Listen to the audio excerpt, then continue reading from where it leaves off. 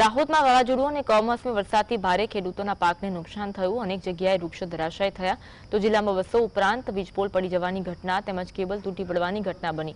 ત્યારબાદ MGVCL દ્વારા યુદ્ધના ધોરણે કામગીરી હાથ ધરી વીજ પુરવઠો શરૂ કરવામાં આવ્યો, જેથી ગ્રામ્ય વિસ્તારોમાં ઘરમાં તો વીજળી આવી પણ કામગીરીને 1 મહિના પૂર્ણ થયા બાદ પણ કેસરપુર સહિતના ગામમાં ખેડૂતોને ખેતી માટે અપાતી વીજળી પૂરતા પ્રમાણમાં ન મળતા ખેડૂતોને મુશ્કેલીનો સામનો અને પાકને નુકસાની વેઠવાનો વારો આવ્યો। ઝડપથી વીજ પુરવઠો મળી રહે અને સરકાર વળતર મળે તેવી ખેડૂતોની માંગ કરી રહ્યા છે।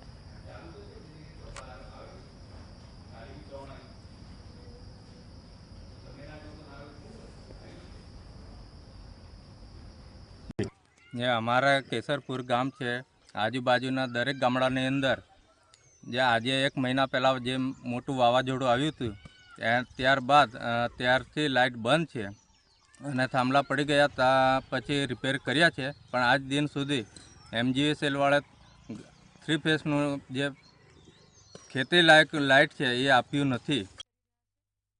નુકસાની થઈ, અમારે બફળું બગડી ગયું, બાજરી બગડી, મગ બગડ્યા, શાકભાજી બગડી, કોઈ અમારે એ સુવિધા જ નથી। અમને કેમ બગડી ગયું બધું?